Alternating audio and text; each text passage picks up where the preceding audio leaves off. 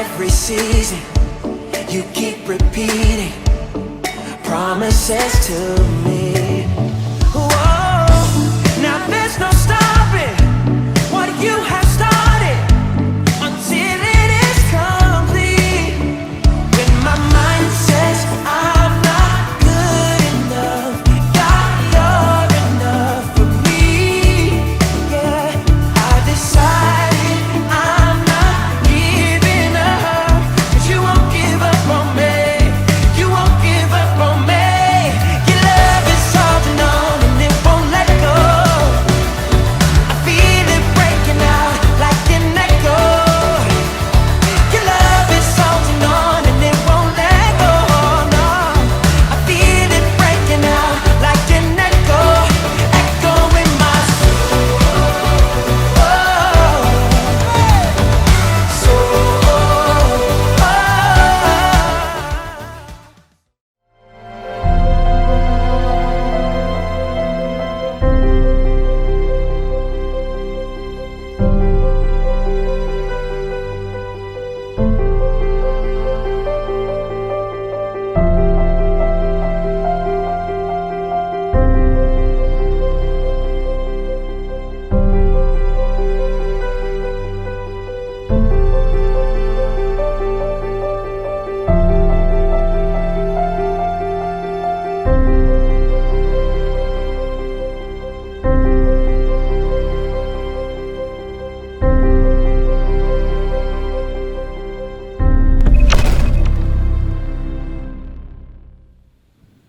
Shalom.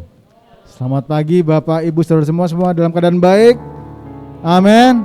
Puji Tuhan, saya yakin yang sudah di tempat ini karena rindu memuji Tuhan. Amin. Karena rindu menyembah Tuhan. Amin. Puji Tuhan. Sebab hari ini adalah hari yang baik. Kapanpun dan dimanapun selama kita berada dalam hadirat Tuhan adalah hari yang baik. Amin. Yang percaya katakan amin. Puji Tuhan. Mari saudaraku, kita mengambil satu teduh sejenak di hadapan Tuhan.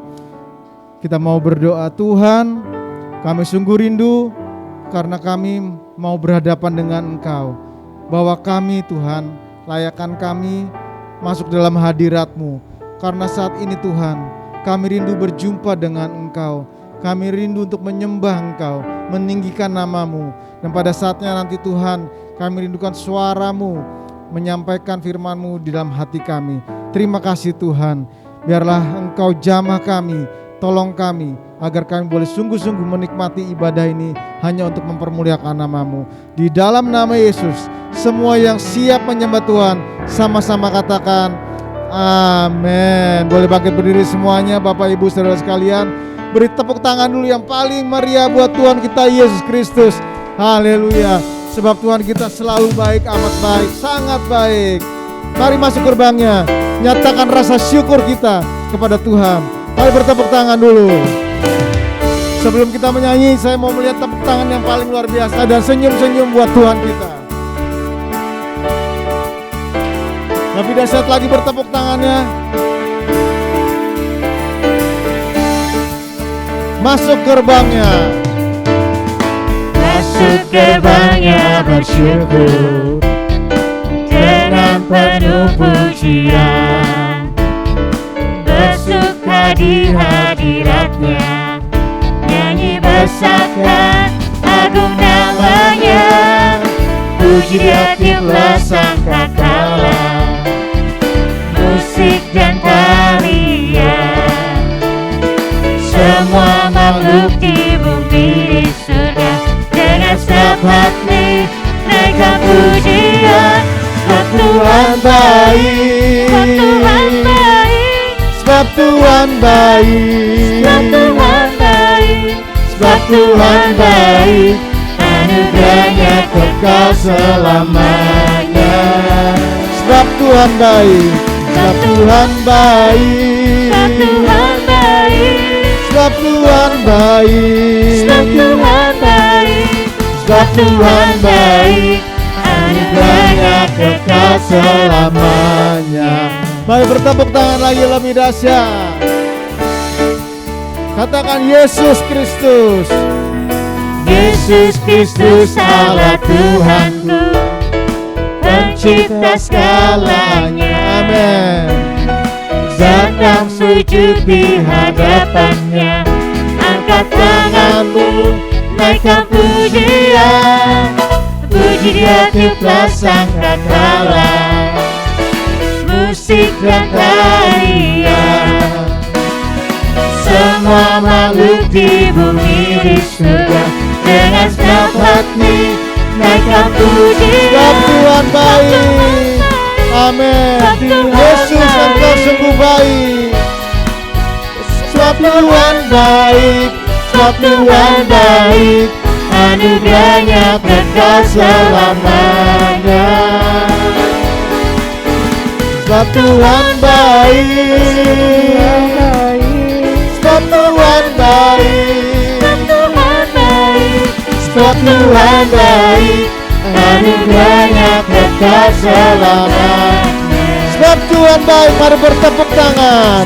Tuhan baik. Sebab Tuhan baik. Sebab Tuhan baik. Sebab Tuhan baik. Sebab Tuhan baik. Anugerahnya kekal selamanya. Dengan ucapan syukur katakan sebab Tuhan baik. Sebab Tuhan baik. Sebab Tuhan baik. Sebab Tuhan baik. Sebab Tuhan baik. Sebab Tuhan baik. Anugerahnya kekal. Katakan sebab Tuhan baik. Sebab Tuhan baik.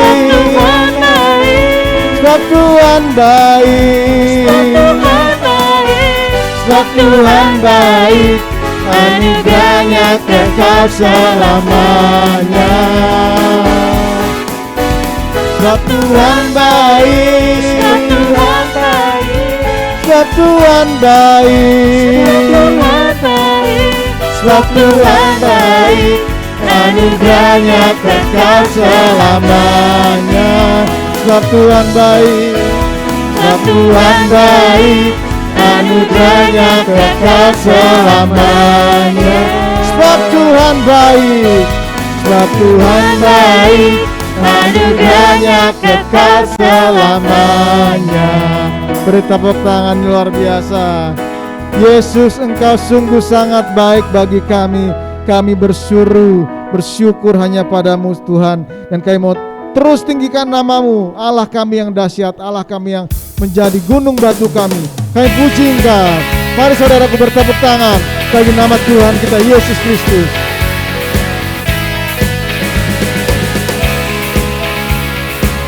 Tiada seperti Engkau Allah kami, dari utara sampai ke selatan. Dari utara ke selatan, terdengar pujian bagi Allah.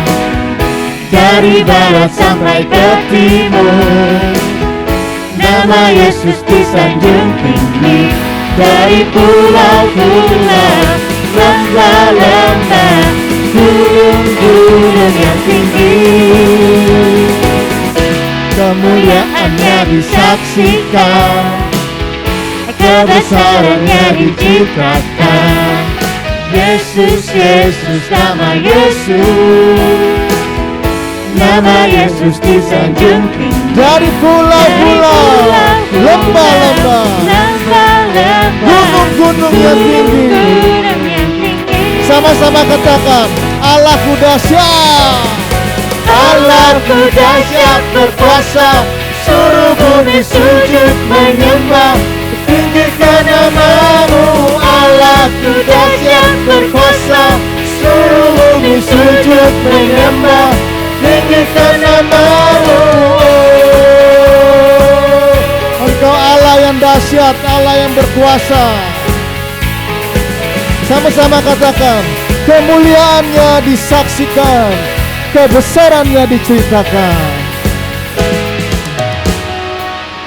Kemuliaannya disaksikan, kebesarannya diciptakan.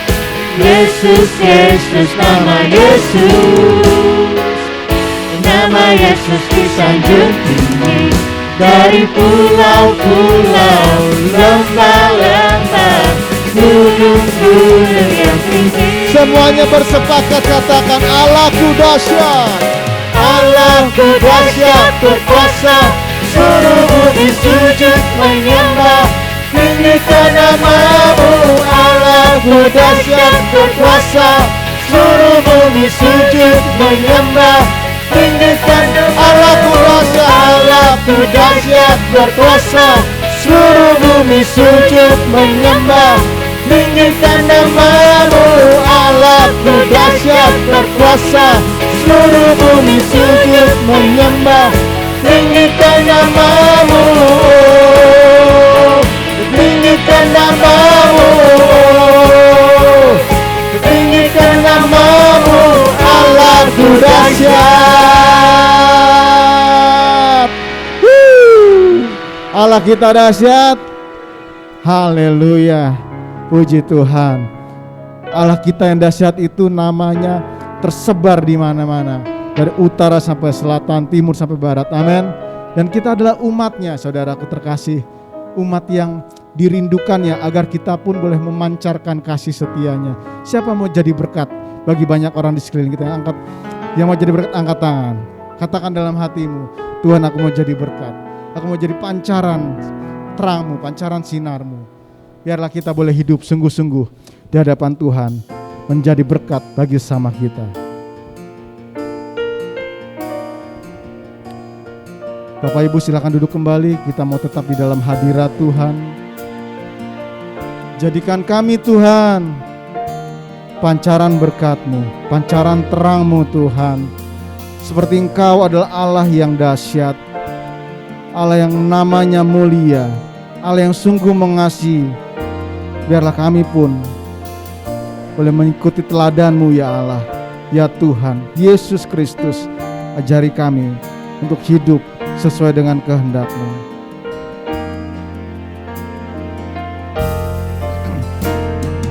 Di jalan hidup berliku-liku, banyak keluh dan kesah. Berilah terang di tempat gelap itu, hiburkan orang resah.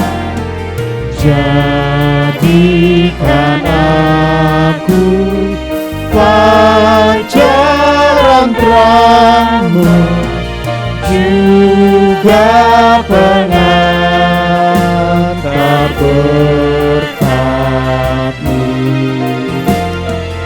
Jadikan aku, ya Yesus Tuhan, pancaran berkat bagi sekalian. Mari beritakan kisah kasih Tuhan bagi orang-orang yang terhilang. Beritakan kisah kasih Tuhan dan pengampunan penuh. Pasti orang lain diyakinkan oleh kehidupan-Mu. Jadikan aku pancaran terang-Mu, juga pengantar berkat-Mu.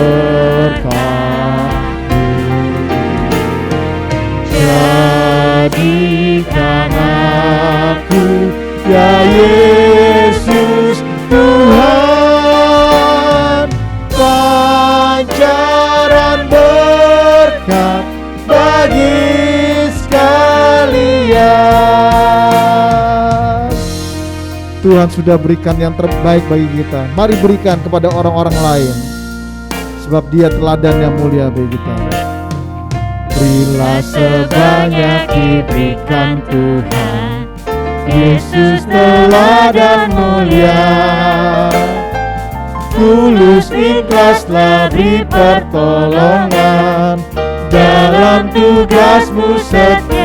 Jadikan aku, jadikan aku pancaran terang-Mu,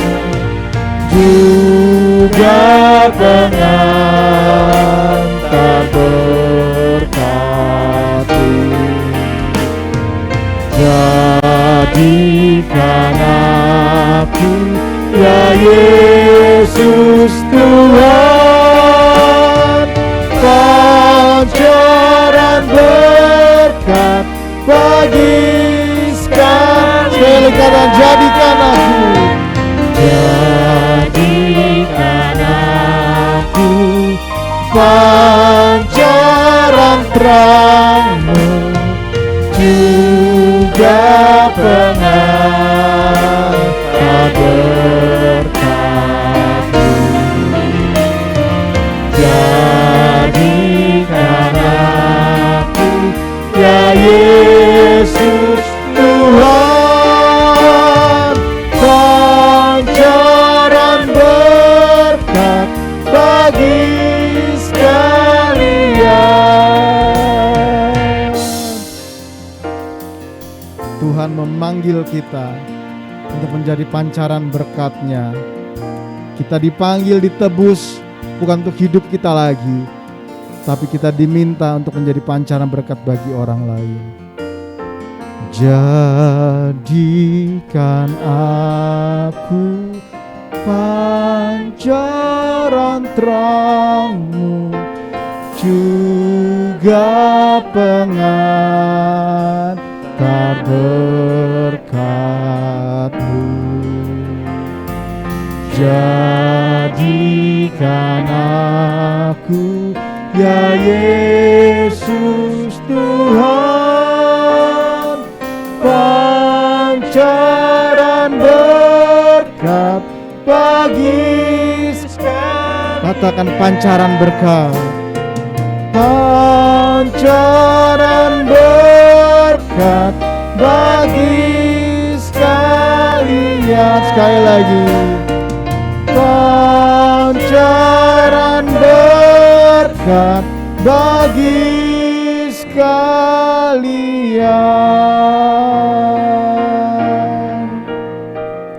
Mari berikan hidup kita yang terbaik bagi Tuhan. Jangan biarkan hidup kita hanya biasa-biasa saja, tapi berilah komitmen kita pada Tuhan. Kita tidak mau memberikan hidup kita yang kedua, tapi yang utama hanya bagi Tuhan saja. Yang terbaik hanya bagi Tuhan kita Yesus Kristus. Takkan pernah ku bawa selain yang terbaik, yang harum dan sejati di hadapan tatamu. Yesusku, terimalah korban syukurku ini yang mengalir di hatiku sebagai penyembahanku. Takkan pernah ku bawa selain yang terbaik, yang harum dan sejati di hadapan tatamu.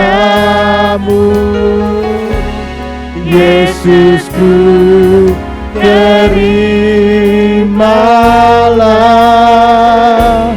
korban syukurku ini yang mengalir di hatiku sebagai penyembahanku. Bapak, Ibu, Saudara sekalian, tiba saatnya kita mau berikan yang terbaik bagi Tuhan. Kita mau bawa persembahan persepuluhan kita di hadapan Tuhan. Mari kita bersama-sama bersepakat menyerahkan dengan sukarela dan kerendahan hati. Bapak, kami mengucap syukur. Kami mengucap syukur Tuhan buat setiap penyertaan Tuhan dalam kehidupan kami. Kami mengucap syukur buat setiap penyertaan-Mu Tuhan dan pemeliharaan-Mu dalam kehidupan kami. Dan saat ini Tuhan, kami mau datang membawa persembahan kami, ucapan syukur kami, setiap komitmen kami ke dalam tangan kuasa-Mu. Kami serahkan semuanya ke dalam tangan-Mu Tuhan, dan biarlah Tuhan Engkau menjamah setiap hati kami. Dan biarlah Tuhan kami boleh memberi dengan hati yang penuh dengan sukacita dan penuh dengan ucapan syukur. Kami mau serahkan saat ini ke dalam tangan kuasa-Mu Bapa. Kiranya Tuhan Kau memberkati, agar setiap yang terkumpul boleh dipergunakan untuk pelayanan di tempat ini dan membuat nama Tuhan dipermuliakan. Kami menyerahkan saat ini Tuhan ke dalam tangan kuasa-Mu. Di dalam nama Tuhan kami Yesus Kristus, kami berdoa dan mengucap syukur. Amin. Amin. Mari kita berikan dengan sukacita di hati setiap persembahan kita.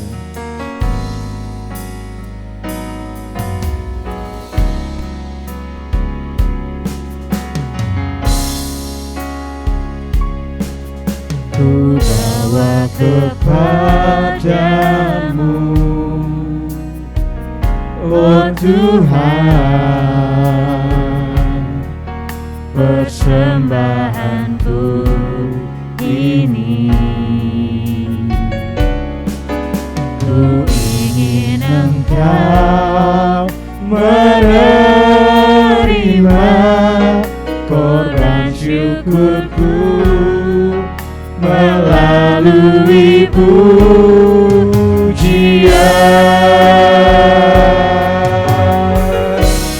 Takkan pernah ku bawa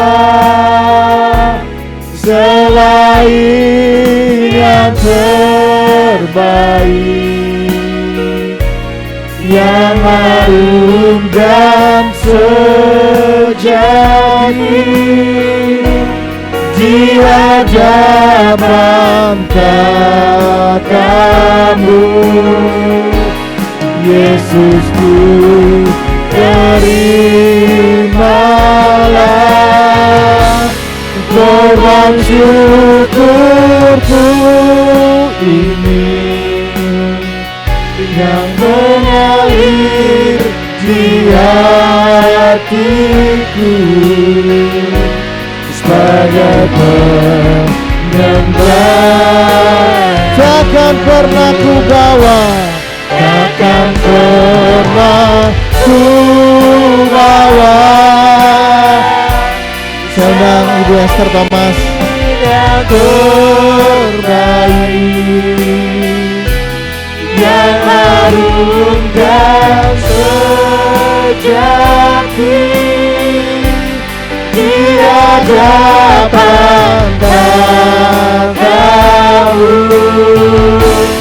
Yesusku, terimalah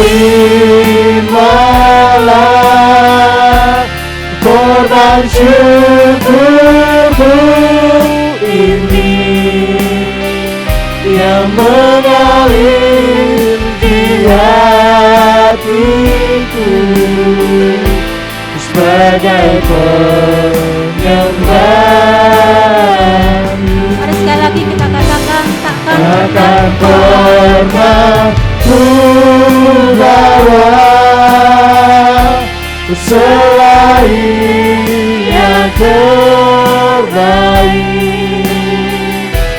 yang harum dan sejati di hadapan tatamu.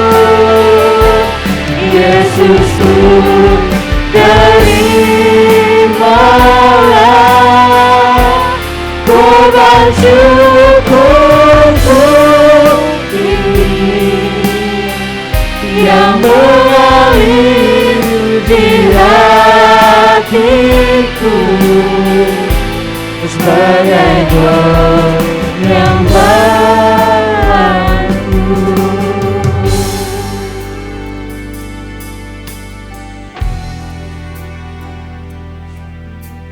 kami datang Tuhan, menyerahkan waktu ini sepenuhnya ke tangan kuasa-Mu. Urapi setiap kami, baik kami yang mendengarkan firman-Mu, maupun hamba-Mu yang menyampaikan. Sembunyikan kami di balik salib-Mu Tuhan. Biarlah bukan diri kami yang berkata-kata, tetapi Engkau yang berbicara kepada kami dan kepada setiap kami yang ada di tempat ini. Mari Roh Kudus, urapi kami satu persatu.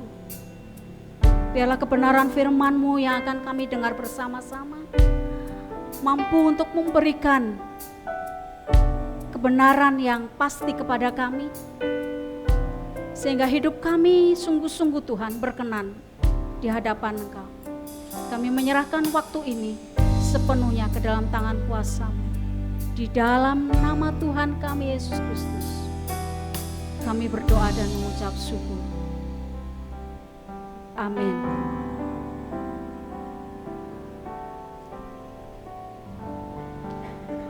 Shalom Bapak, Ibu, dan Saudara yang dikasihi Tuhan. Apa kabar? Luar biasa ya. Terima kasih Pendeta Thomas untuk kesempatan yang diberikan kepada saya untuk menyampaikan firman Tuhan pada pagi hari ini. Bapak, Ibu, dan Saudara yang dikasihi Tuhan, seperti tema kita pada bulan ini yang diberikan Pendeta, sepanjang bulan September kita berbicara tentang tokoh. Kita meneladani tokoh demi tokoh yang ada di dalam Alkitab.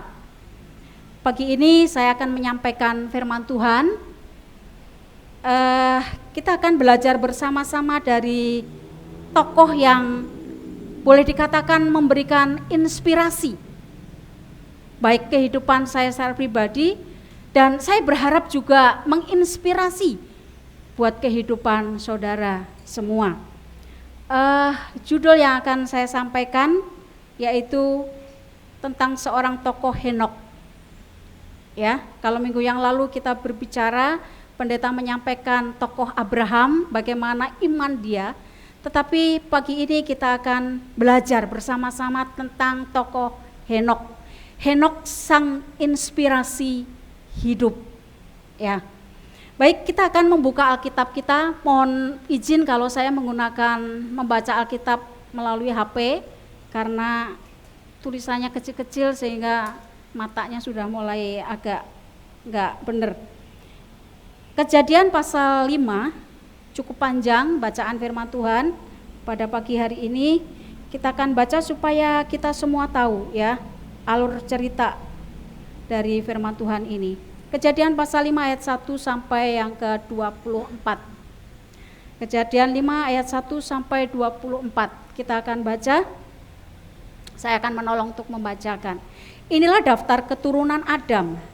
Pada waktu manusia itu diciptakan oleh Allah, dibuatnyalah dia menurut rupa Allah.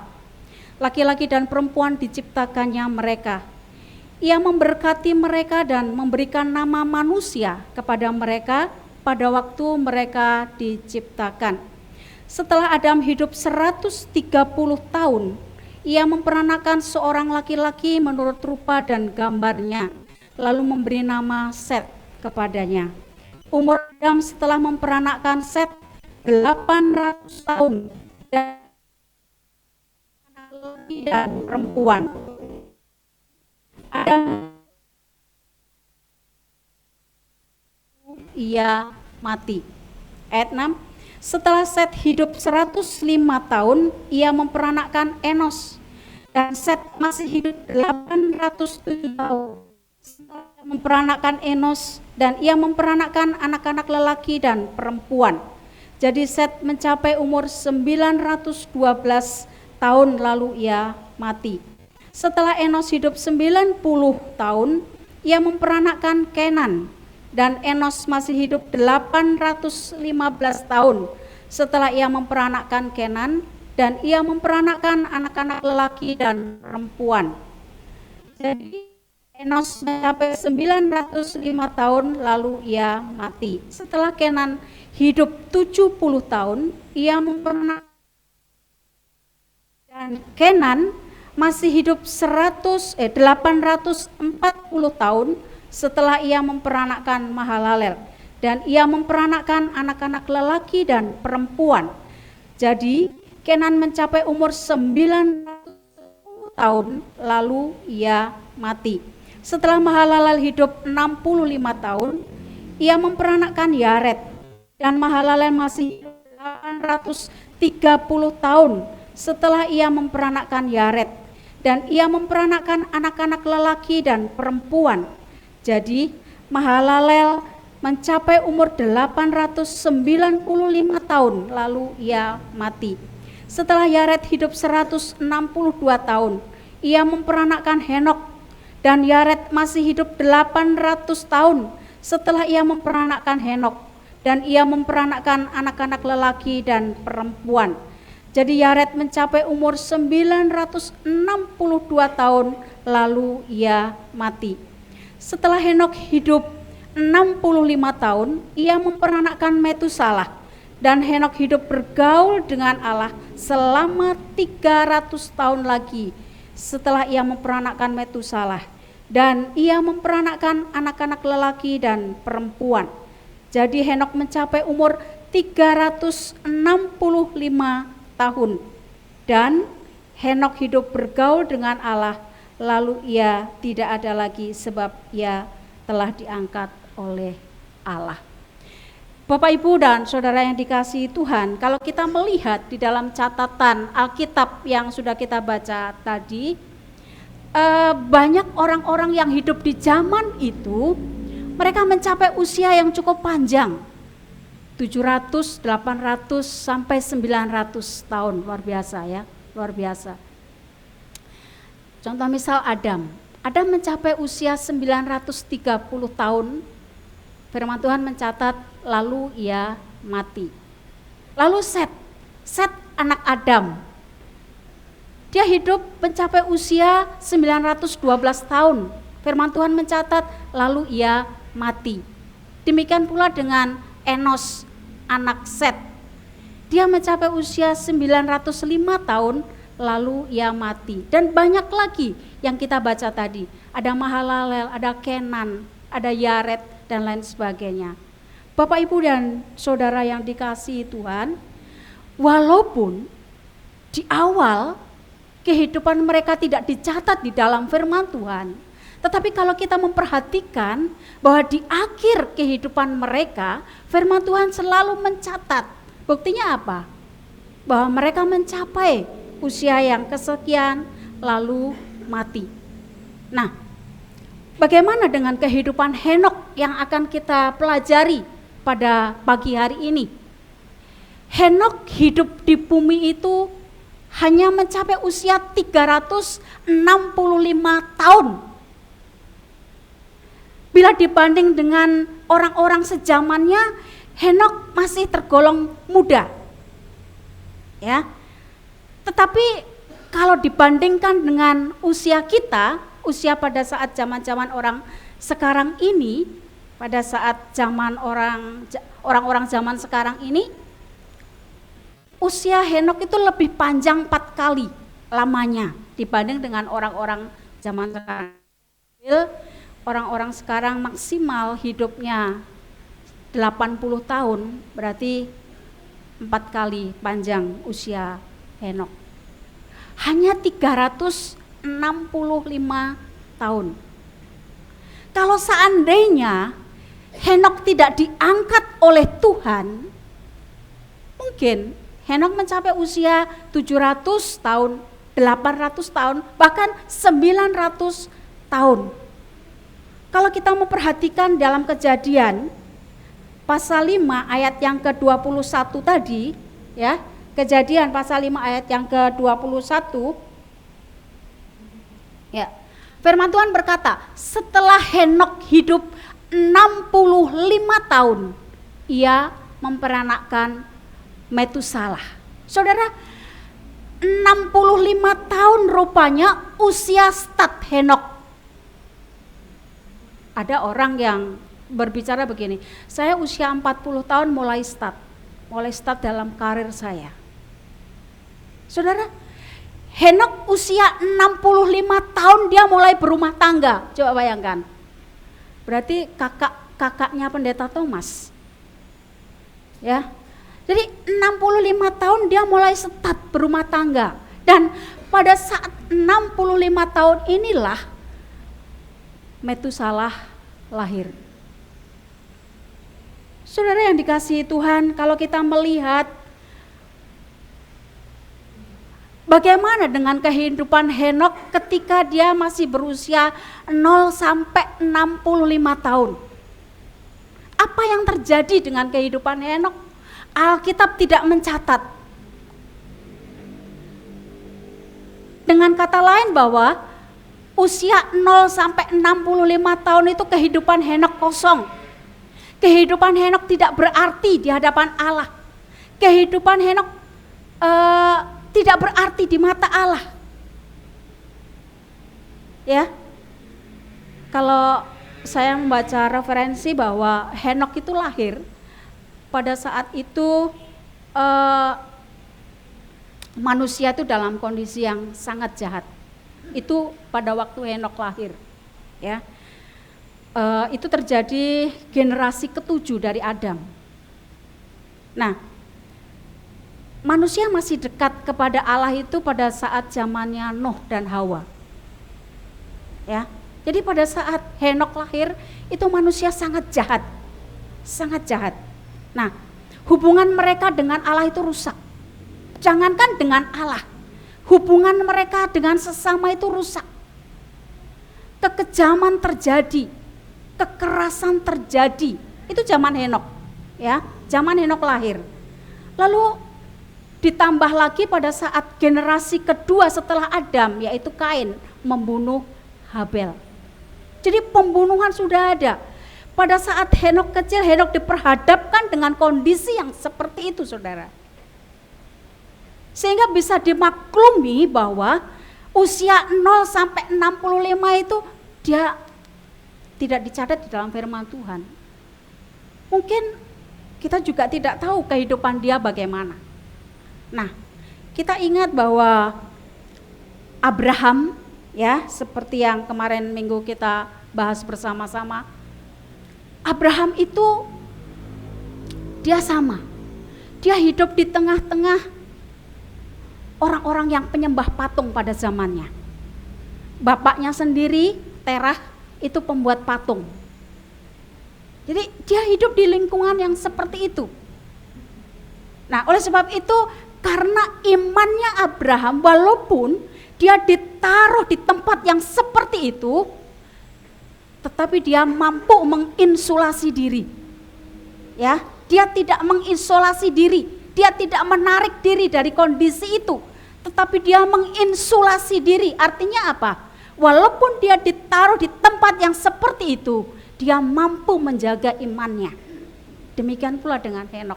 Akhirnya Tuhan angkat Abraham. Abraham, Tuhan berfirman kepada Abraham, pergi kamu ke tempat yang akan aku tunjukkan kepadamu. Abraham tidak bertanya kemana Tuhan, enggak. Tapi dia pergi. Dia pergi. Walaupun Abraham belum tahu kemana tempat itu akan dituju. Bapak, Ibu, dan saudara yang dikasihi Tuhan, kita bisa membayangkan bagaimana kehidupan Henok. Pantas sekali kalau Alkitab tidak mencatat usia 0 sampai 65 tahun. Tetapi saudara, di tengah-tengah kondisi yang seperti itu, dia mampu melihat iman Habel. Ya. Sebagai berladang pekerjaan Habel, dia mempersembahkan yang terbaik kepada Tuhan, Habel, sehingga persembahannya itu diterima Allah. Beda dengan Kain. Nah, dia melihat iman Habel yang seperti itu. Nah, rupa-rupanya ini ditangkap oleh Henok. Ya, iman Habel ini ditangkap oleh Henok. Akhirnya dia berketetapan hati, saya harus seperti Habel. Saudara,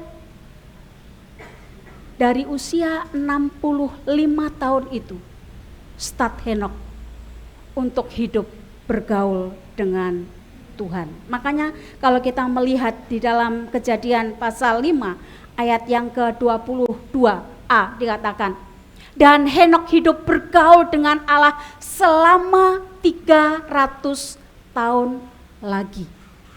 Kesempatan yang diberikan Tuhan kepada Henokh 300 tahun lagi. Dan itu dipergunakan Henokh untuk bergaul dengan Tuhan. Ya, ayat yang ke-23 dikatakan, jadi Henokh mencapai umur 365 tahun. Dan Henokh hidup bergaul dengan Allah. Lalu ia tidak ada lagi sebab ia telah diangkat oleh Allah. Luar biasa. Luar biasa iman dia, ya. Lalu apa yang menyebabkan? Apa yang menyebabkan Henokh memiliki titik balik di dalam kehidupannya? Dari kehidupan yang kosong, dari kehidupan yang tidak berarti di mata Allah, dari kehidupan yang tidak diperhitungkan oleh Allah, tiba-tiba menjadi kehidupan yang berarti di hadapan Allah. Kehidupan yang berarti di mata Allah. Bahkan tidak hanya itu, Alkitab mencatat hidup Henokh bergaul dengan Allah selama 300 tahun. Dan di dalam 300 tahun itu karena dia bergaul dengan Allah sampai-sampai dikatakan di dalam firman Tuhan, ia tidak ada lagi sebab ia telah diangkat oleh Allah. Bapak, Ibu, dan Saudara yang dikasihi Tuhan, apa yang menyebabkan Henokh mengalami titik balik yang seperti ini? Yang menyebabkan adalah kelahiran anaknya Metusalah. Yang menyebabkan Henokh mengalami titik balik yang dari kehidupannya yang tidak berarti di hadapan Allah, akhirnya dia bergaul kepada Tuhan. Yang menjadikan titik balik karena Henokh kelahiran Metusalah. Metusalah artinya ketika ia mati, hal itu akan dikirimkan. Nanti kita melihat. Jadi Metusalah artinya itu ketika Metusalah mati, hal itu akan dikirimkan. Dengan kata lain, ketika ia mati, ketika Metusalah mati, dunia berakhir. Bapak Ibu, saya pernah mengalami di posisi Henokh. Saya pernah mengalami di posisi Henokh. Kalau saya boleh bersaksi sebentar, saya bersyukur punya orang tua yang baik, memperkenalkan iman Yesus kepada saya. Saya dari 0 tahun dibawa ke gereja oleh orang tua saya. Dengan keterbatasan pengetahuan, orang tua saya hanya membawa saya ke gereja. Akhirnya bertumbuh sampai 12 tahun. Dalam acara sekolah Injil liburan saya mengambil keputusan untuk percaya Yesus. Dan di situ tepat tanggal 25 Desember tahun 1977 saya dibaptis. Iman saya terus bertumbuh. Saya punya kakak-kakak rohani yang membimbing saya. Iman saya terus bertumbuh di gereja itu. Sampai akhirnya saya dipertemukan dengan pasangan di gereja itu dan akhirnya kami menikah. Ya, kami menikah. Setelah kami menikah, 2 tahun kemudian suami saya mengambil keputusan untuk pelayanan sepenuh waktu. Saudara, kenapa saya berat untuk menjadi ibu pendeta pada saat itu, panggilan itu? Saya berpikir, saya punya pandangan yang begini, saudara. Buat apa sih kita sudah melayani Tuhan dengan setia? Kenapa harus terpanggil sepenuh waktu? Dia bekerja, saya bekerja. Anak-anak hidupnya lumayan. Buat saya panggilan sebagai ibu pendeta itu berat. Hidup bagaikan di akuarium, disorot di mana saja. Hidup dengan serba pas-pasan. Itu pikiran saya. secara manusiawi. Sehingga saya berontak, dalam hati itu saya berontak kepada Tuhan. Saya nggak siap. Akhirnya suami saya terus berdoa, mendoakan saya. Saya berdoa juga. Dan suatu saat saya mengambil keputusan, saya siap. Saya siap menjadi ibu pendeta. Akhirnya berjalan dan kami ditempa dengan pelayanan-pelayanan, sampailah kami di daerah Reni. Akhirnya terus berlanjut pelayanan. Saya melayani, mendampingi pelayanan suami. Mendampingi pelayanan suami, kemana-mana mendampingi, kunjungan dan lain sebagainya. Kelihatannya rohani, saya melayani. Tetapi saudara, saya merenung kepada Tuhan. Tuhan, diri saya diatur, dikendalikan oleh pikiran saya. Hidup saya diatur oleh aku saya. Saya berbicara sama Tuhan seperti itu. Saya menjadi orang Kristen pada saat 0 sampai kami melayani di daerah Pamulang sini 42 tahun berjalan. Tapi saya nggak mendapatkan apa-apa, saudara. Hidup kerohanian saya kosong. Bahkan saya sulit mengampuni, melakukan firman Tuhan saya enggak. Berdoa itu hanya sebatas kalau makan, kalau tidur, bangun tidur, selesai. Akhirnya saya merenung. Kalau seperti ini bagaimana diri saya? Saya menjadi orang Kristen yang biasa-biasa saja. Tuhan, saya enggak mau menjadi orang Kristen yang biasa-biasa saja. Saya katakan sama Tuhan seperti itu. Dan 15 Oktober 2007 start saya mulai mencari Tuhan. Start saya mulai mencari Tuhan. 15 Oktober 2007 start saya lahir baru, saya mencari Tuhan. Artinya apa? Disitulah saya mulai membangun diri saya. Saya mulai berkomitmen dengan Tuhan. Saya mulai bayar harga dengan Tuhan. Saya mulai bangun pagi, saya mencari Tuhan. Setiap pagi saya bangun jam 2, jam 3, jam 2, jam 3, jam 2, jam 3. Dan itu saya lakukan terus menerus. Saya lakukan terus menerus. Dan puji Tuhan, sampai saat ini sudah berjalan 15 tahun. Saya tidak tahu sampai kapan Tuhan memberikan kesempatan kepada saya. Saudara, tiba saatnya saudara untuk melihat itu.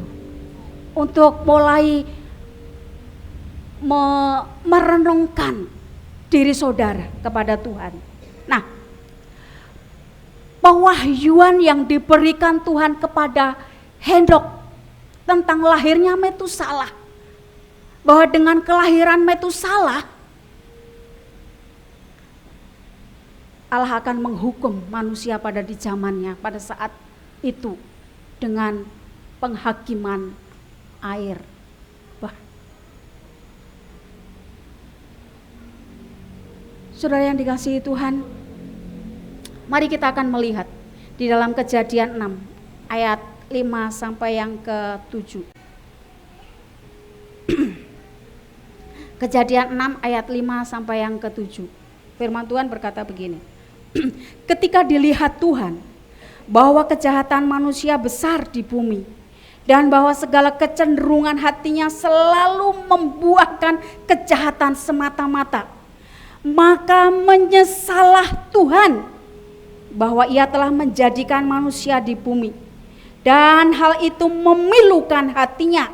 Berfirmanlah Tuhan, aku akan menghapus manusia yang telah kuciptakan itu dari muka bumi, baik manusia maupun hewan, dan binatang-binatang melata, dan burung-burung di udara, sebab aku menyesal bahwa aku telah menjadikan mereka.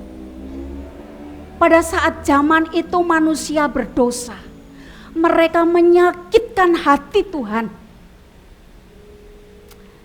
Sehingga dengan menyesalnya Tuhan itu, maka Tuhan akan mengirimkan penghukuman dan penghakiman kepada manusia melalui air bah.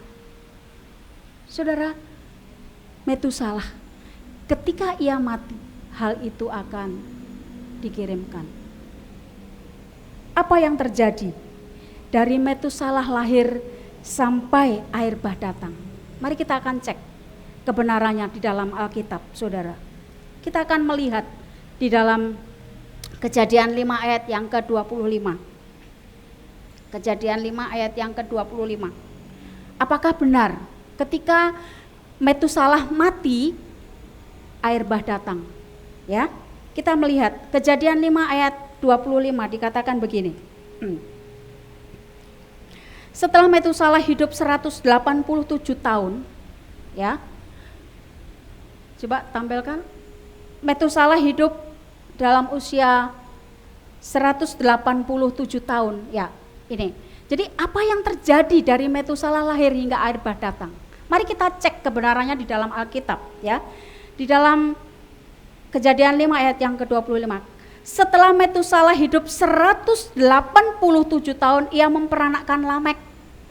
Dan Metusalah masih hidup 782 tahun setelah ia memperanakkan Lamek. Dan ia memperanakkan anak-anak lelaki dan perempuan. Jadi Metusalah mencapai umur 969 tahun lalu ia mati. Setelah Lamek hidup 182 tahun, jadi usia Lamek 182 tahun, ia memperanakkan seorang anak laki-laki dan memberi nama Nuh kepadanya. Katanya, anak ini akan memberi kepada kita penghiburan dalam pekerjaan kita yang penuh susah payah di tanah yang telah terkutuk oleh Tuhan. Dan Lamek masih hidup 595 tahun setelah ia memperanakkan Nuh. Dan ia memperanakkan anak-anak lelaki dan perempuan. Jadi Lamek mencapai umur 777 tahun lalu ia mati. Kita loncat Kejadian 7 ayat yang ke-6. Firman Tuhan berkata, Nuh berumur 600 tahun ketika air bah datang meliputi bumi. Bapak, Ibu, dan saudara yang dikasihi Tuhan, kita total, ya. Apa yang terjadi, ya, dari Metusalah lahir sampai air bah datang? Usia Metusalah memperanakkan Lamek 187 tahun. Usia Lamek saat memperanakkan Nuh 182 tahun. Usia Nuh saat air bah datang 600 tahun. Kalau kita jumlahkan totalnya 969 tahun. Kita baca Kejadian 5 ayat yang ke-27. Kejadian 5 ayat yang ke-27. Jadi di sini tulis, jadi Metusalah mencapai umur 969 tahun lalu ia mati. Cocok dengan firman Tuhan. Ketika Metusalah mati, air bah datang. Bapak, Ibu, dan saudara yang dikasihi Tuhan, ini yang memberikan pewahyuan buat Henok. Dari pelajaran ini, saudara, apa yang bisa kita ambil di dalam, kita refleksikan di dalam kehidupan saya dan saudara? Yang pertama, Henok mengasihi Tuhan dengan mengorbankan hak hidupnya. Dari kisah Henok tadi kita bisa merefleksikan di dalam kehidupan kita bahwa Henok mengasihi Tuhan. Henok mengasihi Allah dengan cara mengorbankan hak hidupnya. Pewahyuan itu membuat Henok sadar bahwa dia berani akhirnya mengambil keputusan untuk mempersembahkan hidupnya, untuk mengabdikan hidupnya kepada Tuhan.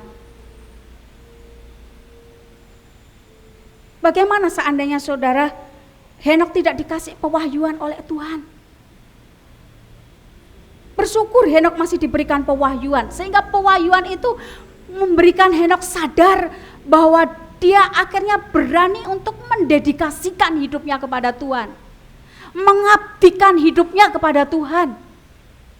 Atau boleh dikatakan Henokh berani mempersembahkan hidupnya kepada Tuhan. Dari kehidupan yang kosong, dari kehidupan yang tidak berarti, sampai-sampai Allah mencatat di dalam Alkitab bahwa hidup Henokh adalah hidup yang berkenan di hadapan Tuhan. Buat saya dan saudara, saya mau katakan, buat saya dan saudara,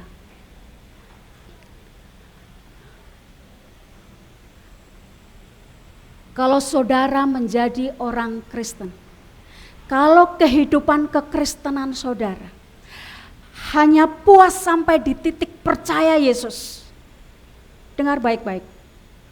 Kalau di dalam kehidupan kekristenan saudara hanya puas sampai di titik percaya Yesus, menerima keselamatan ketika mati, menerima hidup kekal, titik sampai di situ. Saya katakan, hidup saudara akan biasa-biasa saja. Catat baik-baik.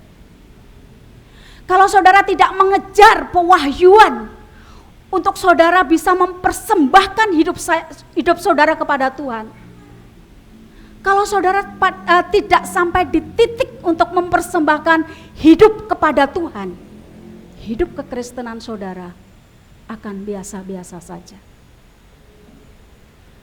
Hidup kekristenan saudara tidak akan mengalami apa-apa.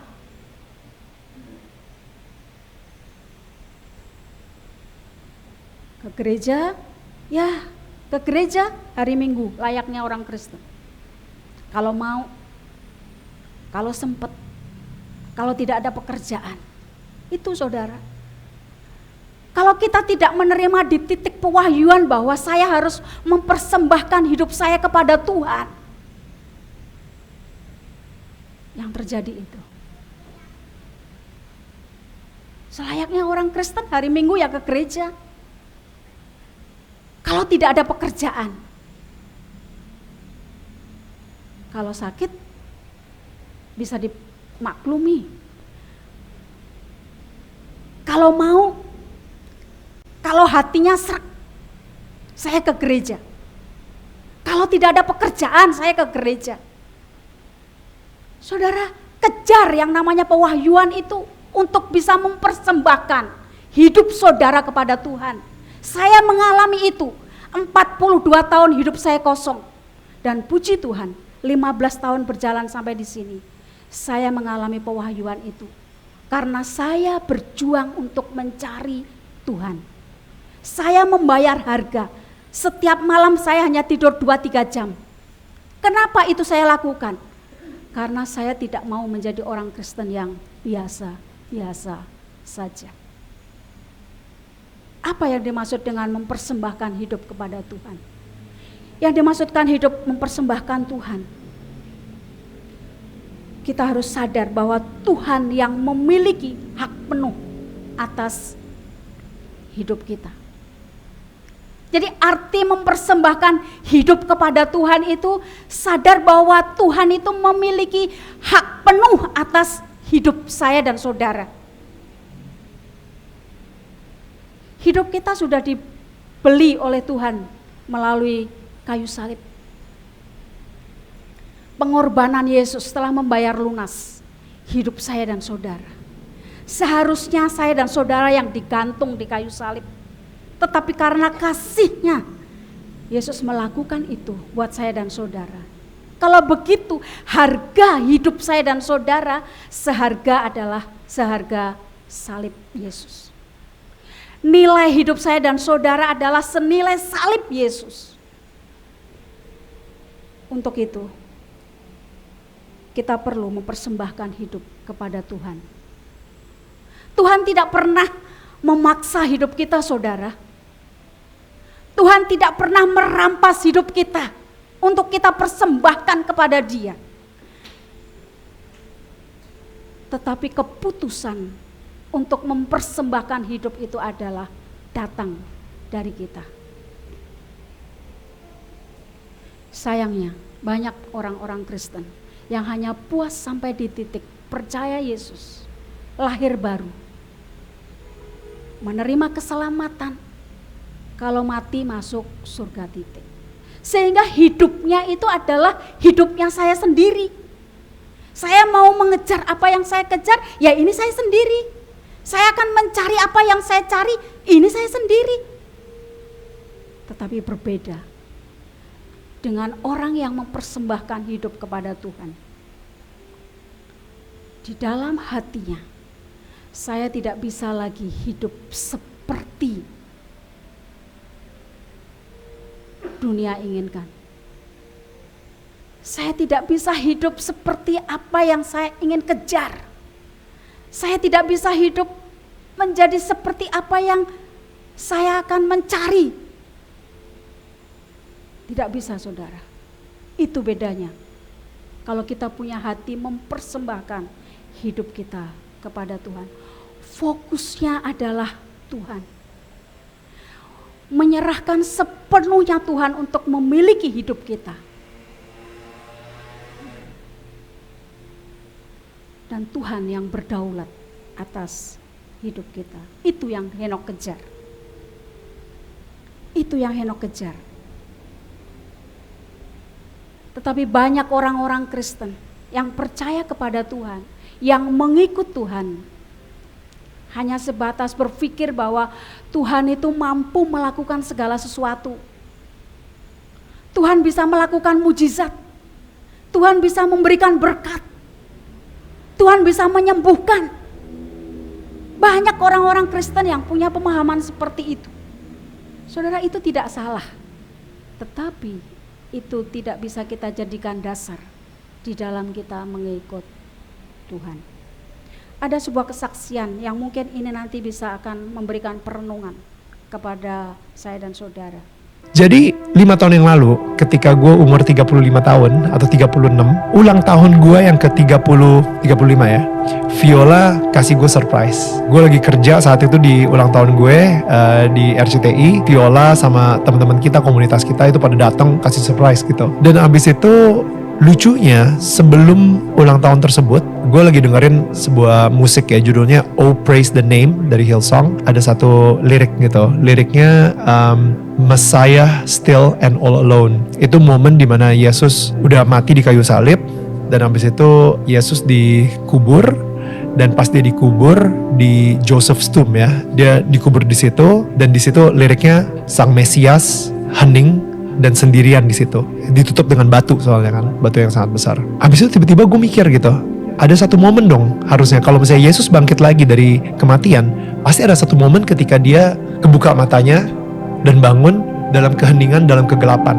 Mungkin dia duduk gitu ya, gue juga nggak tahu deh. Mungkin dia duduk gitu, nungguin kapan malaikat bakal ngegelindingin si batu tersebut untuk dia bangkit kembali gitu kan. Dan gue nanya gitu, gue doa sama Tuhan gitu, gue bilang ketika Yesus buka mata, habis itu duduk hening sejenak, Yesus mikirin apa sih? Penasaran aja gitu, kira-kira dia mikirin apa ya? Dan tiba-tiba di hati gue suara yang sama yang gue dengar itu, Yesus bilang, aku mikirin kamu Daniel. Aku mikirin kamu karena aku udah berhasil mendapatkan jiwa kamu lagi. Neil, itu Yesus yang romantis banget sama aku, personal banget gitu. Jadi ketika dia mati di kayu salib dan dia bilang it is finished, udah selesai, aku ngebayanginnya kayak dia bilang itu dengan senyum gitu. It is finished, karena gue udah berhasil memenangkan jiwa Daniel. Di kuburan itu ketika dia bangun lagi dan bangkit lagi, dia senyum karena dia ngerasa, ya Daniel udah gue berhasil menangin kok jiwanya. Sekarang dia udah milik gue, udah bukan lagi milik dunia, udah bukan lagi milik setan gitu. Selama dia dicambuk, selama dia disiksa, selama dia diludahin, selama dia ditelanjangin, selama dia dipaku di kayu salib, dia mikirin gue, dia mikirin Daniel gitu. Semua yang gue laluin ini semuanya worth it, semuanya gak apa-apa. Yang penting gue bisa nyelamatin nyawanya Daniel, yang penting gue bisa nyelamatin jiwanya Daniel. Itu yang benar-benar kayak dia mau menderita seperti itu untuk nyelamatin Daniel satu. Dan itulah nilai gue, nilai harga aku gitu. Daniel Mananta nge-MC berapa juta gitu misalnya ya, atau harganya berapa, tapi gak sebanding sama nilai nyawa Daniel yang harus dibayar sama hidupnya Yesus.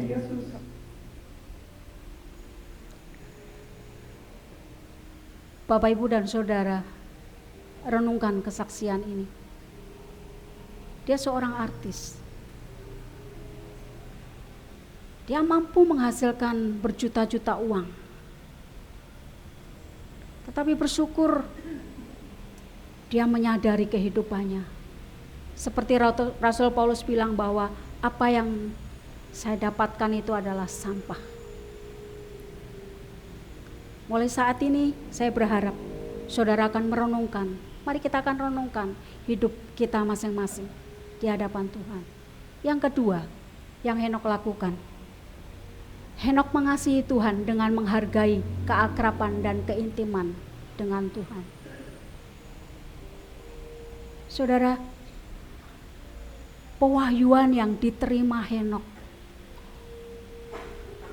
membuat Henok sadar bahwa banyak orang-orang berdosa harus bertobat kepada Tuhan dan mulai bergaul atau bersekutu dengan Tuhan. Dan kehidupan Henok mengejar itu. Firman Tuhan di dalam Efesus 4 ayat yang ke-17. Di situ dikatakan, sebab itu kukatakan dan kutegaskan ini kepadamu di dalam Tuhan. Jangan hidup lagi sama seperti orang-orang yang tidak mengenal Allah dengan pikiran yang sia-sia. Saudara yang dikasihi Tuhan, ini tulisan Rasul Paulus yang ditujukan kepada jemaat yang ada di Efesus. Jemaat yang ada di Efesus adalah orang-orang Kristen yang lahir baru. Dan Rasul Paulus menekankan ini kepada jemaat orang-orang Kristen yang lahir baru di Efesus. Sebab itu kukatakan dan kutegaskan ini kepadamu di dalam Tuhan. Saya kasih tulisan tebal. Jangan hidup lagi sama seperti orang-orang yang tidak mengenal Allah. Artinya apa, saudara? Rasul Paulus tidak mau jemaat yang ada di Efesus kembali kepada kehidupan yang lama lagi. Oleh sebab itu dia tekankan, jangan lagi hidup sama seperti orang-orang yang tidak mengenal Allah. Hati-hati. Ternyata banyak orang-orang Kristen yang hidupnya tidak mengenal Allah.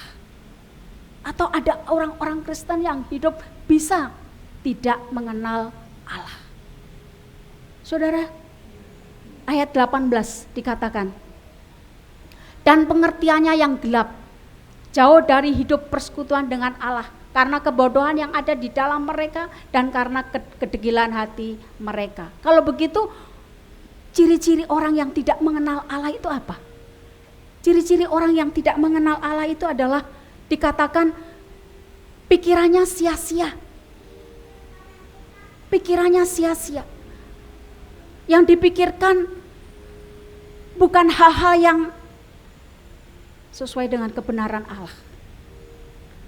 Kekhawatiran, ketakutan, hal-hal duniawi, itu yang menjadi fokus.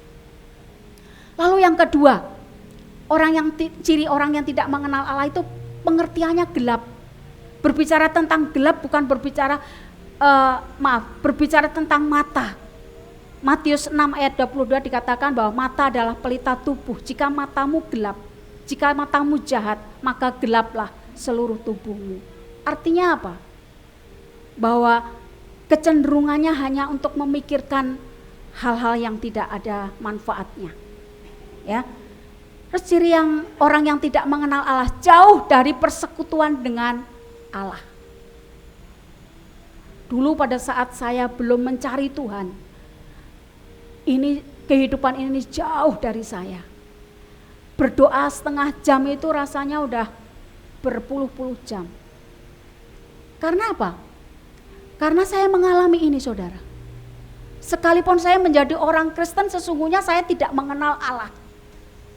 Sehingga yang terjadi jauh dari hidup persekutuan dengan Allah. Lalu ciri yang selanjutnya, kebodohan yang ada dalam diri mereka. Ya, kebodohan. Bicara tentang kebodohan bukan bicara tentang IQ, bukan bicara tentang kecerdasan, tetapi banyak orang-orang yang cerdas tetapi tidak tepat di dalam memilih keputusan di dalam hidupnya. Dan yang terakhir, ciri yang terakhir adalah kedegilan hati, kekerasan hati. Itulah yang menutup untuk firman Tuhan berbicara di dalam hidupnya. Bapak, Ibu, dan saudara yang dikasihi Tuhan, oleh sebab itu saya katakan, mari kita akan kejar untuk mengenal Tuhan. Melalui apa? Melalui hubungan, melakukan persekutuan dengan Tuhan, bergaul akrab dengan Tuhan. Ya, mengenal itu ibarat digambarkan hubungan suami istri. Suami istri itu mengenal, saudara. Ya, jadi suami istri itu bukan hanya sekedar tahu. Ya, kemarin saya mendengarkan kesaksian dari seorang artis, ternyata berpuluh-puluh tahun hidupnya itu hanya tahu suaminya, padahal anaknya 3. Dia hanya tahu tentang suaminya, tahu tentang istrinya, tinggal serumah, tetapi tidak pernah tegur sapa. Nah, bukan seperti itu, tetapi mengenal itu digambarkan seperti hubungan suami istri. Suami istri itu mengenal. Suami saya mengenal saya. Senjelimet apapun saya, dia tahu. Dan saya juga mengenal dia. Senjelimet apapun yang ada di dalam dirinya, saya tahu. Itu gambarannya. Nah, firman Tuhan katakan bukan orang yang memanggil atau bukan orang yang berseru kepadaku, Tuhan, Tuhan, itu yang akan masuk ke dalam kerajaan surga. Tuhan, bukankah aku bernubuat demi namamu? Bukankah aku mengusir setan demi namamu? Bukan begitu, saudara. Itu bukan mengenal, tetapi itu tahu Tuhan. Dan pada endingnya nanti Tuhan akan mengatakan, enyahlah kamu, si pembuat kejahatan, aku tidak mengenal kamu. Bapak, Ibu, dan saudara yang dikasihi Tuhan, mari kita akan membangun hubungan dengan Tuhan. Yang ketiga, yang terakhir, Henok mengasihi Tuhan dengan melakukan apa yang berkenan kepadanya. Ya, Henok mengasihi Tuhan dengan melakukan apa yang berkenan kepadanya. Ibrani 11 ayat yang kelima. Firman Tuhan berkata begini, karena iman Henok terangkat supaya ia tidak mengalami kematian dan ia tidak ditemukan karena Allah telah mengangkatnya. Sebab sebelum ia terangkat, ia memperoleh kesaksian bahwa ia berkenan kepada Allah. Saudara yang dikasihi Tuhan, ya, poinnya di sini, berkenan kepada Allah. Kalau di dalam Alkitab bahasa Indonesia masa kini itu ditulis begini. Karena beriman maka Henok tidak mati, melainkan diangkat dan dibawa kepada Allah. Tidak seorang pun dapat menemukan dia, sebab dia sudah diangkat oleh Allah. Dalam Alkitab tertulis bahwa sebelum Henok diangkat, ia menyenangkan hati Allah. Jadi poinnya di sini, saudara.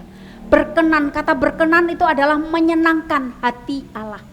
Kalau Paulus menjelaskan begini, karena beriman Henok dipindahkan agar tidak melihat kematian dan ia tidak ditemukan dimanapun karena Allah telah memindahkannya.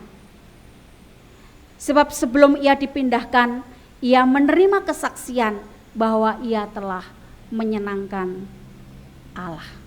Saudara, mari kita akan kejar poin ini untuk menyenangkan hatinya Tuhan. Dengan cara apa? Hidup mempersembahkan kepada Tuhan. Nah, apa artinya dipindahkan dari supaya Henok tidak melihat kematian?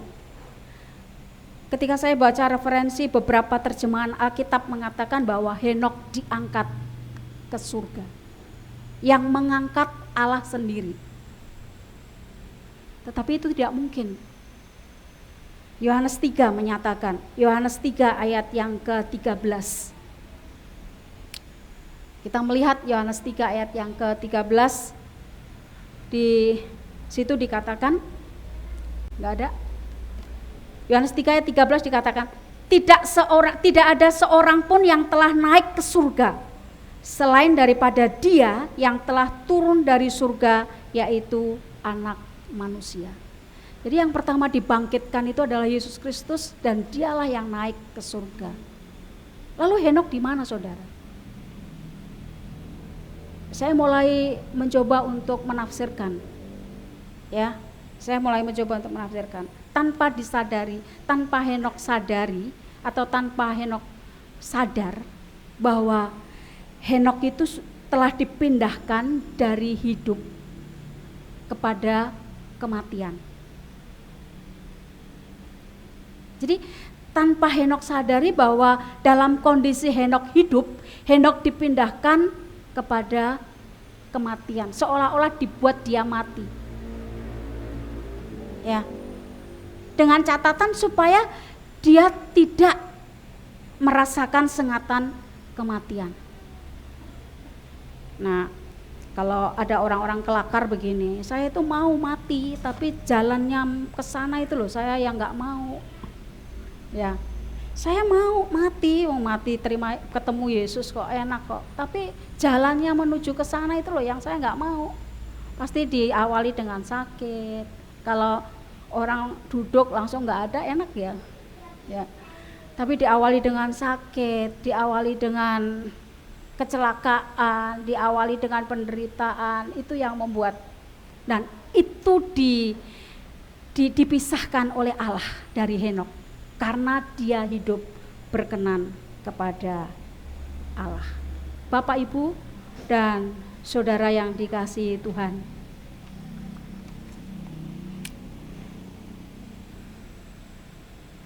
arti dosa, ya, arti dosa adalah hamartia. Ya, arti dosa itu hamartia, itu bahasa aslinya hamartia. Pendeta Thomas sering khotbah tentang ini, dan saya minta tolong untuk dibuatkan lingkaran ini.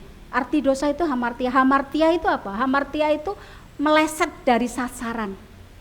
Jadi ketika kita punya panahan, panahan ini terdiri dari lingkaran-lingkaran, dari lingkaran besar sampai kepada lingkaran kecil, dan ini adalah titik pusatnya. Ketika kita punya panahan dan menarik anak panah, lalu anak panah itu kita lepaskan, lalu anak panah itu menancap 20 meter dari titik sasaran. Tidak apa-apa, itu yang namanya meleset, itu namanya dosa.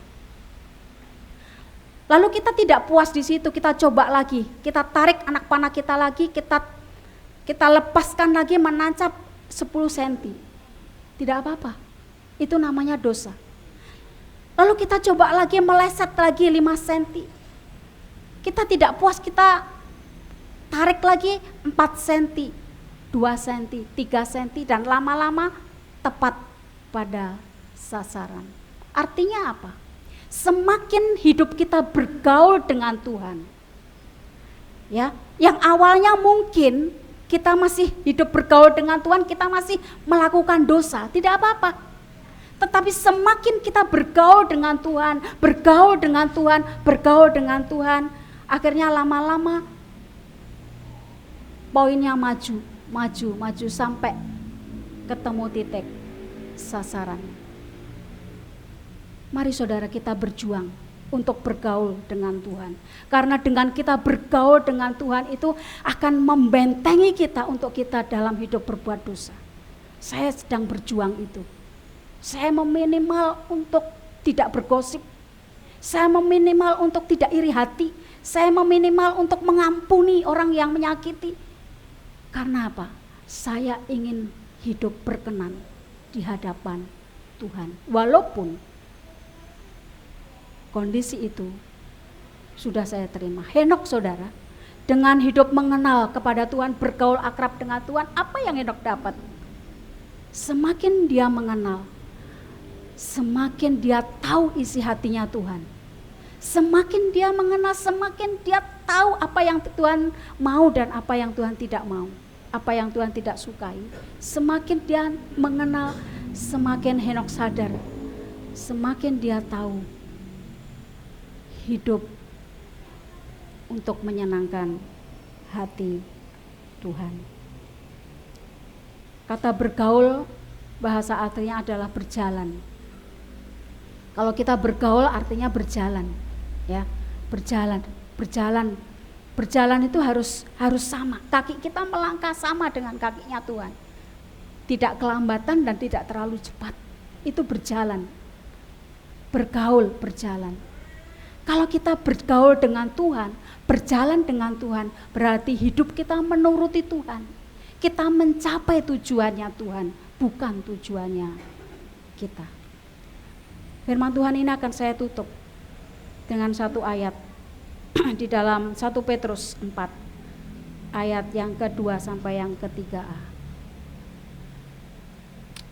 Supaya waktu yang sisa jangan kamu pergunakan menurut keinginan manusia, tetapi menurut kehendak Allah. Sebab telah cukup banyak waktu kamu pergunakan untuk melakukan kehendak orang-orang yang tidak mengenal Allah. Bapak, Ibu, dan saudara yang dikasihi Tuhan, waktu yang sisa. Petrus mengatakan supaya waktu yang sisa. Waktu sisa kita berapa tahun lagi? Maaf, mungkin di antara saya dan saudara waktu sisanya masih 10 tahun. Kita nggak tahu. Masih 20 tahun, masih 30 tahun. Kita nggak tahu. Waktu yang sisa buat hidup kita ini berapa tahun lagi, kita nggak tahu. Tetapi saya mau katakan saudara, apapun itu, waktu yang sisa, mari kita akan pergunakan untuk Tuhan. Karena waktu yang sisa itu tidak banyak. Hari ini saya berharap saudara mempertimbangkan hidup saudara. Apakah waktu yang sisa ini saudara pergunakan untuk melakukan kehendak Tuhan? Ataukah untuk menuruti keinginan saudara sendiri? Aku mau ini, aku mau melakukan itu, aku mau melakukan yang menuruti keinginan saudara sendiri. Tetapi ingat, waktu yang sisa kita tidak banyak. Mungkin ketika melangkah dari gereja ini, kita nggak tahu apa yang terjadi. Mari kita akan pergunakan waktu yang sisa untuk memenuhi kehendak Allah. Mari kita akan tunduk kepala dan berdoa.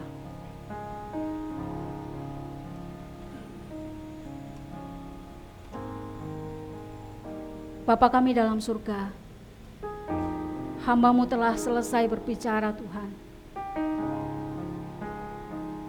Engkau mengajarkan kepada kami pengalaman Henokh yang luar biasa, yang sangat menginspirasi kehidupan kami.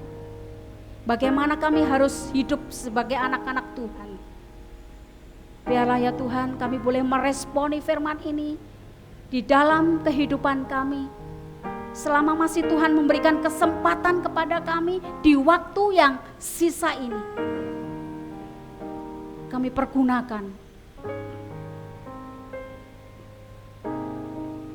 untuk Tuhan, untuk mencari kehendak Tuhan, untuk menyenangkan hati Tuhan. Dengan cara kami akan bergaul akrab dengan Engkau.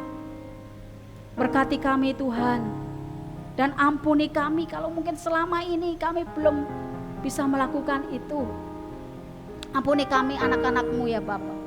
Kami mohon ampun Tuhan. Kami mohon ampun. Saudara, dengan sikap doa, mari kita akan naikkan pujian ini sebagai doa kita kepada Tuhan. Doa dan komitmen kita kepada Tuhan.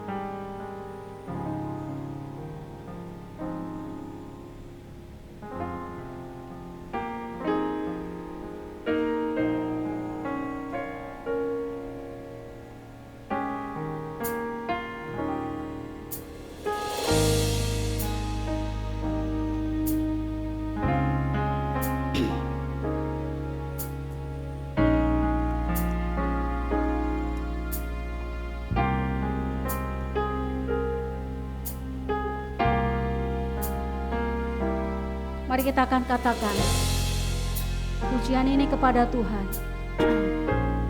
sebagai doa kita dan komitmen kita kepada Tuhan untuk kita mau bergaul akrab dengan Dia.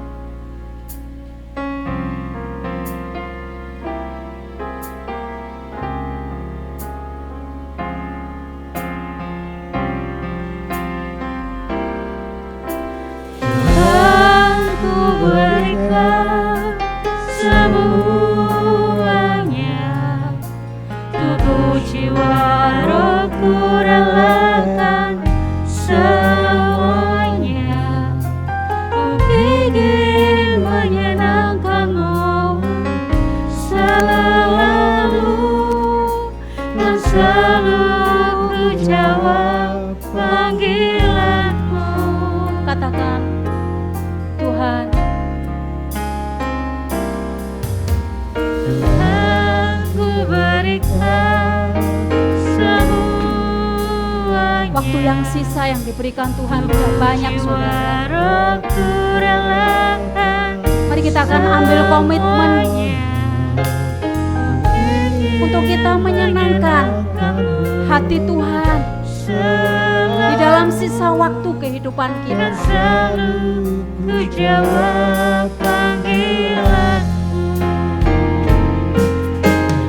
ajari aku mengerti perasaanmu, mengerti detak jantungmu. Biarkan aku punya keintiman hanya denganmu, sampai kau dapati hatiku seirama dengan hatimu. Kita katakan, Tuhan, ku berikan.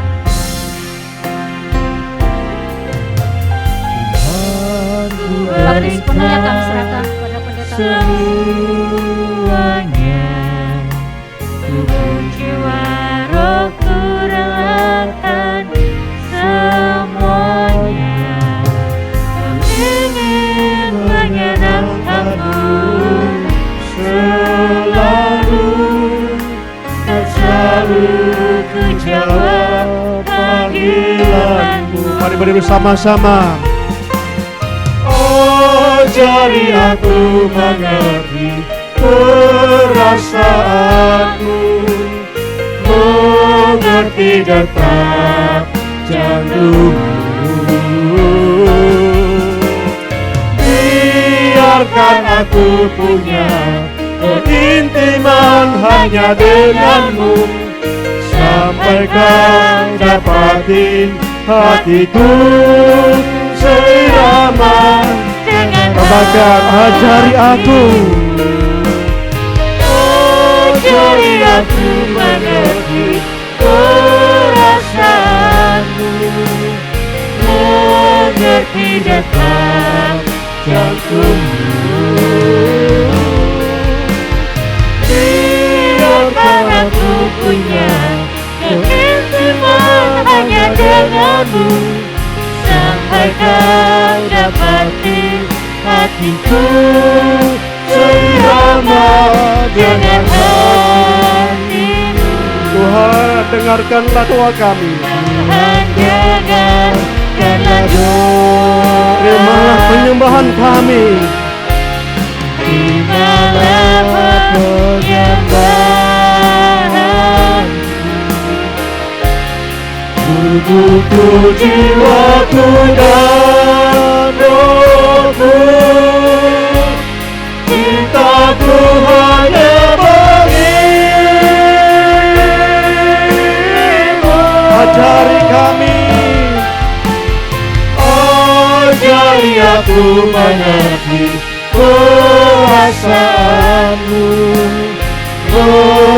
di detak jantungmu. Biarkan aku punya keintiman hanya denganmu, sampai kau dapati hatiku seirama dengan hatimu.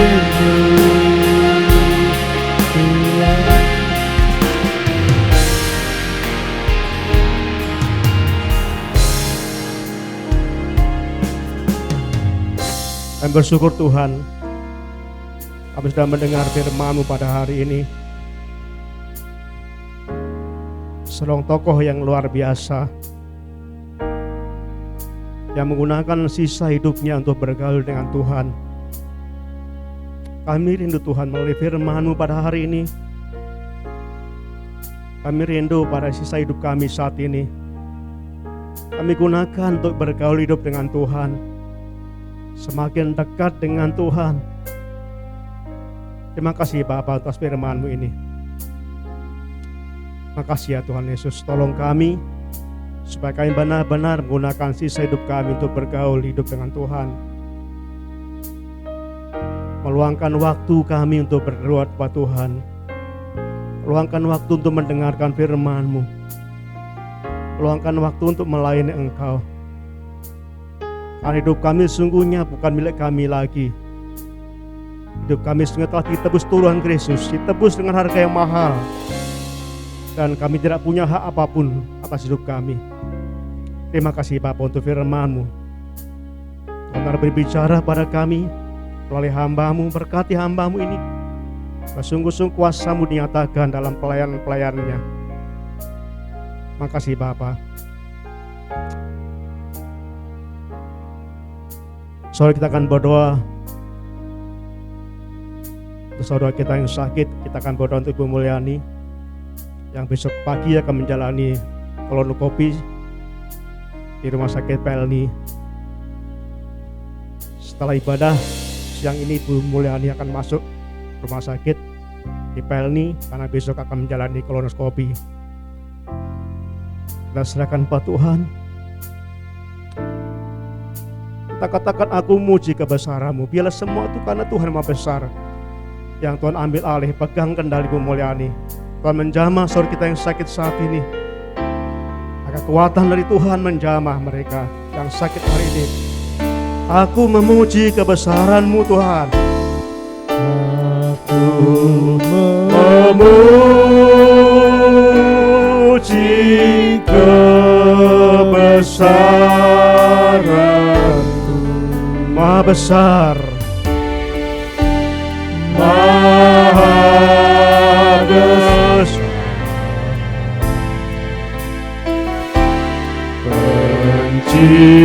Penciptaku. Aku memuji kebesaran-Mu. Aku memuji kebesaran-Mu.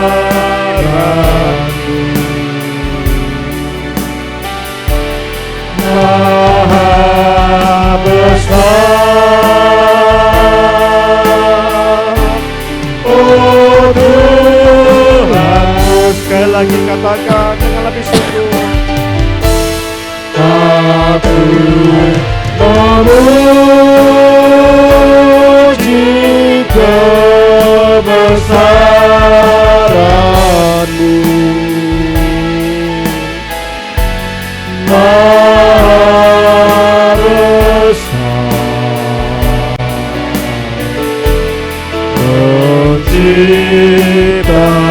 Katakan, aku memuji, aku memuji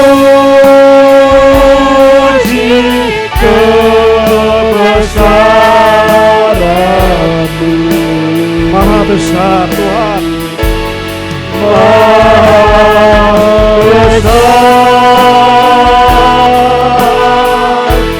oh Tuhan, Maha besar, oh Tuhan.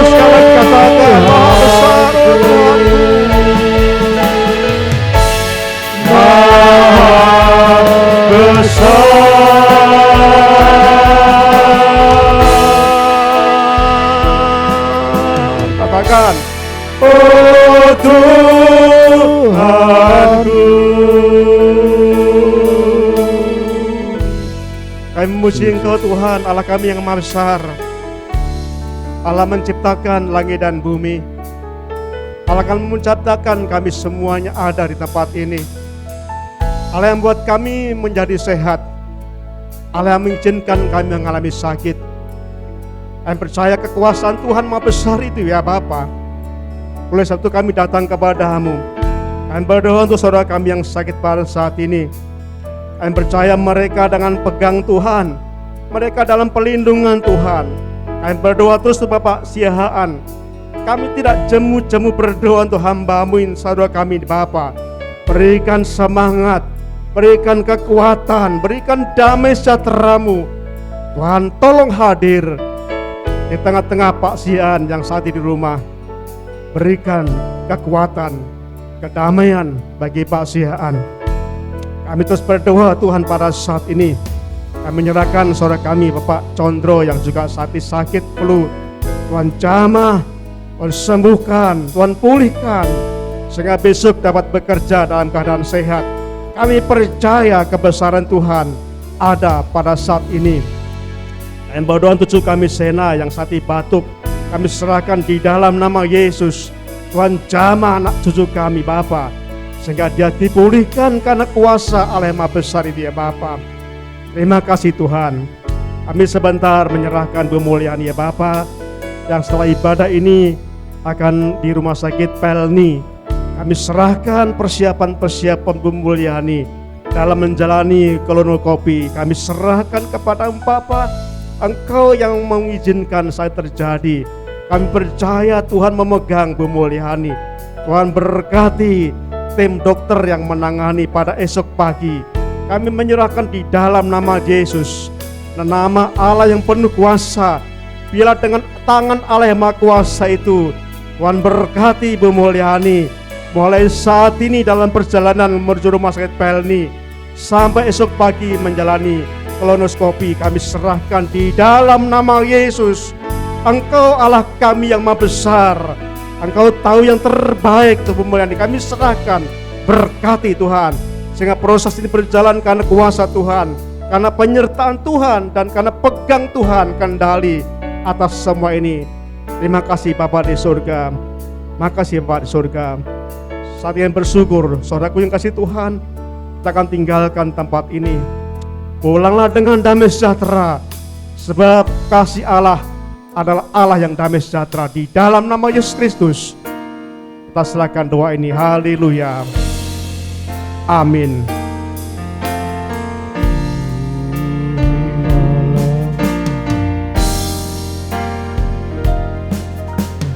Tuhan Allah beserta engkau sampai bertemu kembali.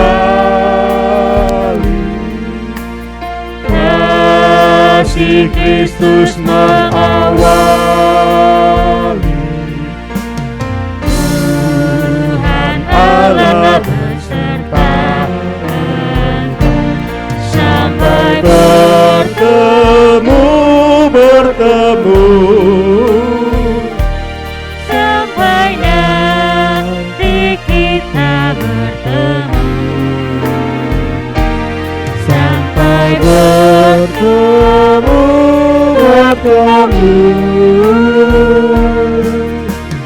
Tuhan Allah beserta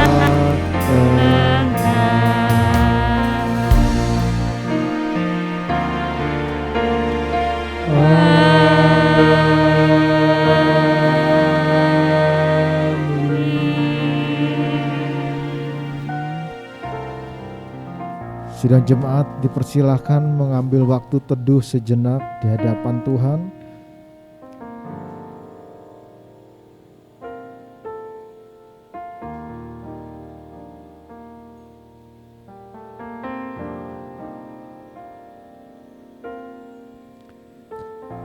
Amin.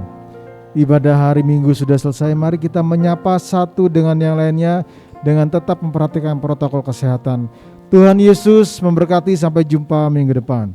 Every season, you keep repeating promises to me.